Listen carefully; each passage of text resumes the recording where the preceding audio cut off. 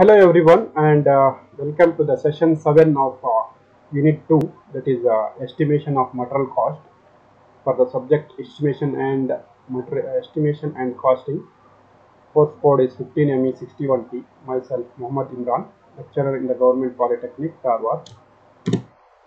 So today we are solving the problems on components of cost, elements of cost, and the estimation of material cost. So the market price of the machine is rupees 50,000 and the discount allowed to the distributor is 20% of the material price. Selling expenses is 1 by 4 times the factory cost.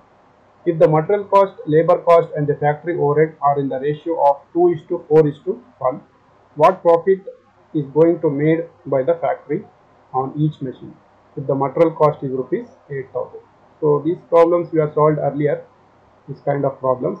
It is little different, only the data is different, the procedure remains same.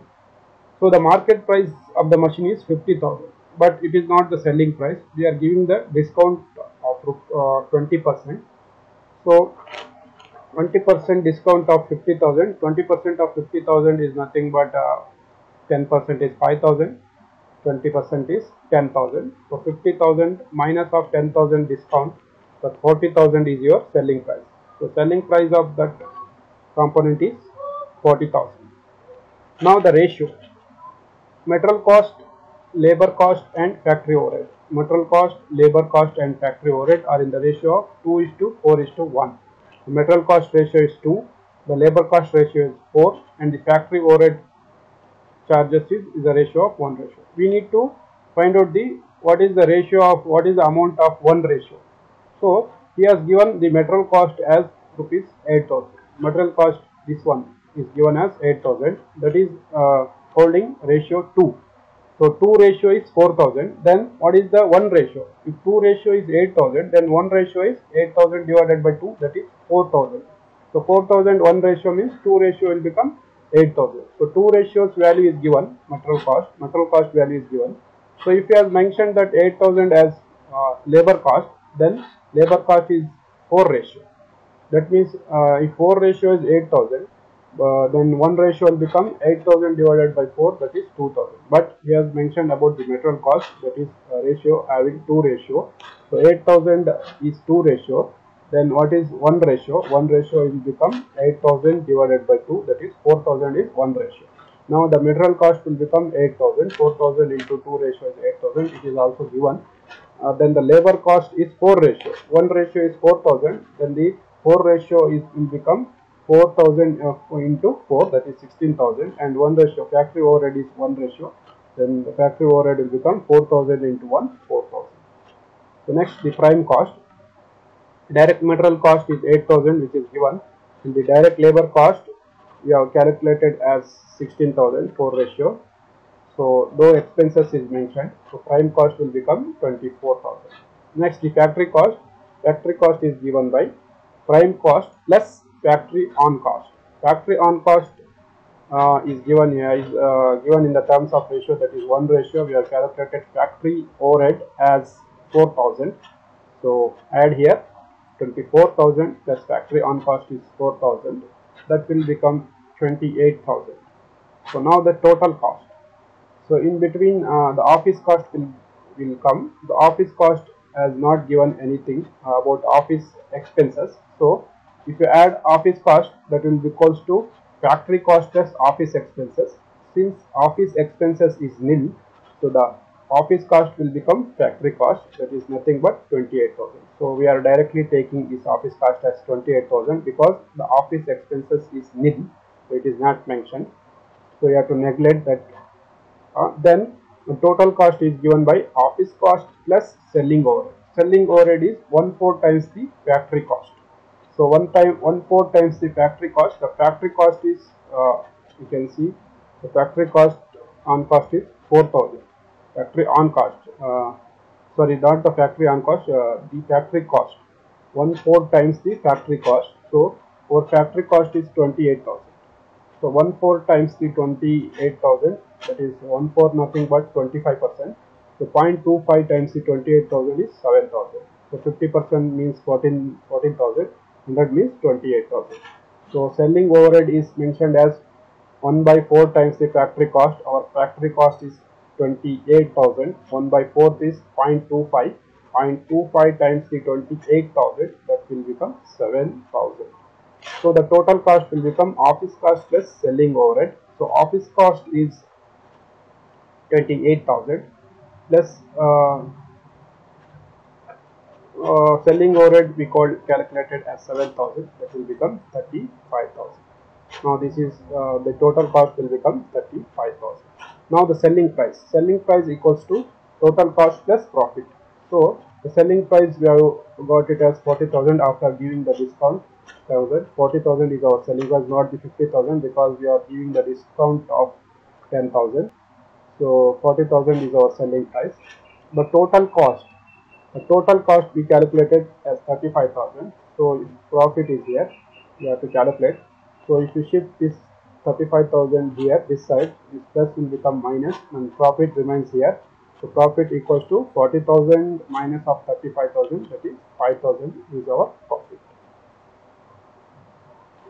Next, the factory has a total overhead of 6 lakh. So total overhead is 6 lakh. So while the prime cost is rupees 10 lakh. So total overhead of a factory is 6 lakh and the prime cost is 10 lakh. Find the on cost of two products by percentage on prime cost method. If the product one has rupees 400 as direct material cost and 200 as direct labor cost, while the product second has 150 as a direct material and 150 as a direct labor. So the factory is manufacturing number of products, more than 10-15 products. So the total overhead of this 15 products is around the total overhead is rupees 6 lakh, while the prime cost for all the components is 10 lakh. So he has to calculate the total cost, total overhead and the prime cost of a particular two product only. You must not confuse that why again they are asking us to calculate the overhead. Already overhead is given here. This overhead is for all the products, not for these two products. The company is manufacturing more than these two products. It is manufacturing 10-15 components. Out of this, the two components details you need to find out. So by percentage on prime cost method. So here no need to calculate factory on cost, factory office on cost, nothing. So just you need to calculate the prime cost, then the overhead is directly you can calculate on the basis of prime cost. So for that you need to calculate the percentage of prime cost, percentage on prime cost method for calculating or allocating the overhead. So it is given by percentage on prime cost is equal to, the formula is the on cost by prime cost is given by total overhead divided by prime cost. The total overhead divided by prime cost multiplied by 100 is given the percentage on prime cost method, because he has mentioned on this method particularly percentage on prime cost method. So you have to find out the percentage on prime cost to allocate the overhead. So the total overhead is 6 lakh, whereas the prime cost is 10 lakh. So multiplied by 100, that will become 60%. So 60% of prime cost is allocated for overhead. This is the output. The 60% of prime cost is allocated for total overhead. Directly after calculating the prime cost, you have to add the this 60% of prime cost to get the total overhead for that company. So if you add both the prime cost and the total overhead, then it will become total cost. Then there is nothing will come between these things. So now the prime cost for the first component, it is given as 100 rupees direct material. So 100 rupees as direct material and 200 rupees direct labor. So if you add this will become, prime cost will become 300 for the first product. So next, the percentage on prime cost, the overhead calculation, it is mentioned as 60% of prime cost. We have calculated here. So 300, 60% of 300 is 180. This is your total overhead for component A. So this overhead, this why confusion 6 lakh and why 180? What is this? This is also overhead. This is also overhead. Then why both? Why? Because this is for component A, and this 6 lakh is for all the components. It is manufacturing more than 2 components, not only the 2 components, manufacturing more than 10-15 components. So total overhead of all these 15 components is 6 lakhs. So you need to calculate the total overhead on particular 2 components. Okay. So the second component he has mentioned as 150 direct material and 150 direct labor. So prime cost will become 150 plus 150, that is 300. Again, the percentage on prime cost is 60% of prime cost. The total the overhead for the component second component is 60% of the prime cost. Our prime cost is 300. 60% of prime cost is 180. So the total overhead for the component 2 is 180. And component A also 180. Component 2 also 180. Okay, this is the solution. Now third solution. So this problem is on estimating the cost of the material. Although we have earlier studied problems are on the basis of elements of components or elements or components of the cost in order to find out the selling price of the component. This problem is on finding the material cost. In order to find the material cost, as we have mentioned the procedure, so you have to split the component into simple parts, and you have to calculate the volume. After that, you have to multiply it by density, then you have to multiply it by weight per unit cost. So here, estimate the weight of cast iron used in the manufacture of step pulley as shown in figure. Assume the density as 7.2 grams per cc. Cc is nothing but centimeter cube. So it is mentioned, the density is mentioned in centimeter cube. So better you have to take all the dimension in centimeter so that you can easily multiply. So it is better to take all the dimension in centimeter in order to get the easy solution. So this is the cast iron pulley. So you need to calculate the weight of the cast iron required, total weight required for the manufacturing of this cast iron pulley. So for that you need to split this geometries into simple parts. So we have four geometries here. One is first this A, first one. This is a cylinder, solid cylinder. Second, the B is another solid cylinder. C is another solid cylinder. Since it's a pulley, its side is a circle, so that is a cylinder. It will become cylinder. So throughout this, you have one hole. It has to be deducted from the total weight. Otherwise, you need to take this A as a hollow cylinder. Hollow cylinder, hollow cylinder. So that is little complication for the hollow cylinder. You will get confusion. Otherwise, you need to take this as a solid cylinder. A as a solid cylinder, B as a solid cylinder, C as a solid cylinder, and deduct this hollow cylinder for the length of 15 mm. Its in diameter is 2.5 mm. If you add all these three, divide minus of this component D, then you will get the total weight. So otherwise you need to take it as only 3 component as a hollow cylinder, and hollow cylinder. So the formula for hollow cylinder is bit difficult compared to solid cylinder. So both give the same output. Okay. So let we divide it as A, B, C, and D, 4 components. So the volume of part A is a solid cylinder. This dimension is centimeter. So 15 mm outer dia, and the length of this is 5 centimeter. So the formula for the solid cylinder is pi d square by 4, pi d square by 4 into L. So pi is a pi constant, 4 divided by 4 into 15 square. Diameter for first one component is 15 square. We have putted here 15 square into length of this is 5. Pi d square by 4 into L. Again for this will become pi into 10 square divided by 4 into L is pi. Again for third component C, pi into 5 square divided by 4 into again pi, length is pi. Next the D component is pi into D square, that is 2.5 square divided by 4 into L is 5 plus 5 plus 5, because this 4 is throughout. So that will become 15. So the first component pi by 4 into 15 square into 5, that will become 883.57. So volume of B is another solid cylinder, pi d square by 4 into L. The diameter of 10 centimeter, length is also 5 centimeter. Third part is C, the diameter is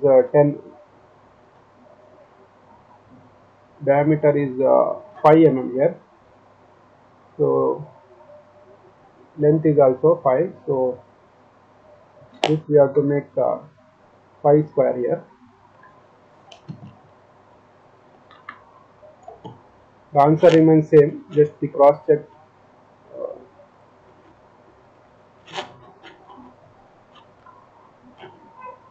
Pi into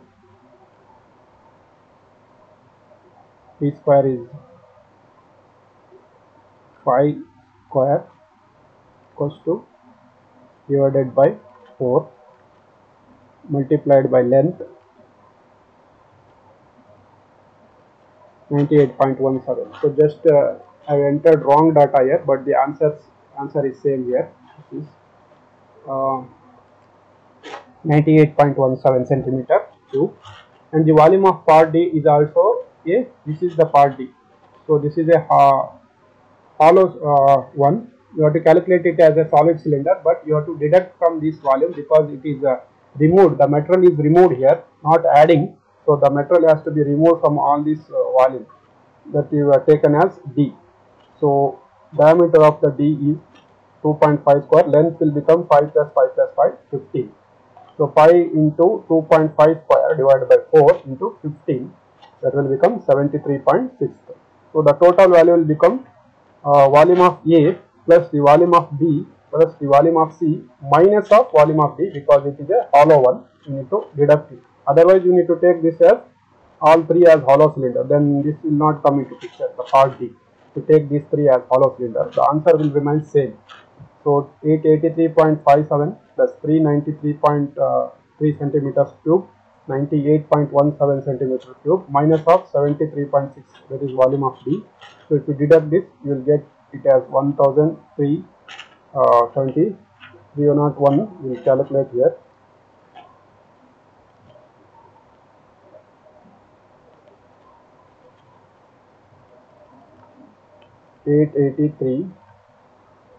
.57 plus 393 plus 98.17 plus now minus 73.63 equals to 1301.11. So now the weight. So this is the total value. In order to find out the weight, you have to multiply it by density. So density is in terms of grams per centimeter cube. So if you multiply, this is in centimeter cube, the total volume in centimeter cube. If you multiply density, it is having a unit of 7.2 grams per centimeter cube. It is mentioned here. 7.2 grams per centimeter. Cc is nothing but centimeter cube. So if you put here,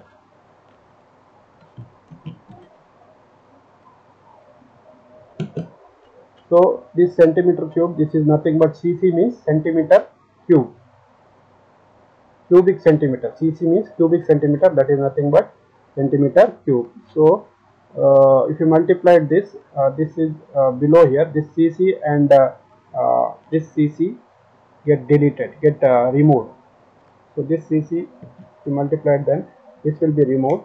So the whatever the answer will come, it is in terms of grams, because we left only the grams. So if you multiply, if you divide this grams by 1000, because 1 kg equals to 1000 grams. If you multiply, divide it, the answer by, so we'll just calculate here, 1301 star 7.2, it is given in the problem, 7.2 equals to 99367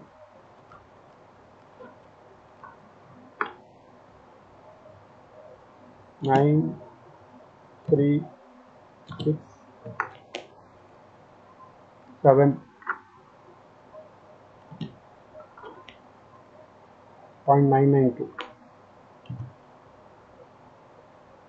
992. This is in terms of grams.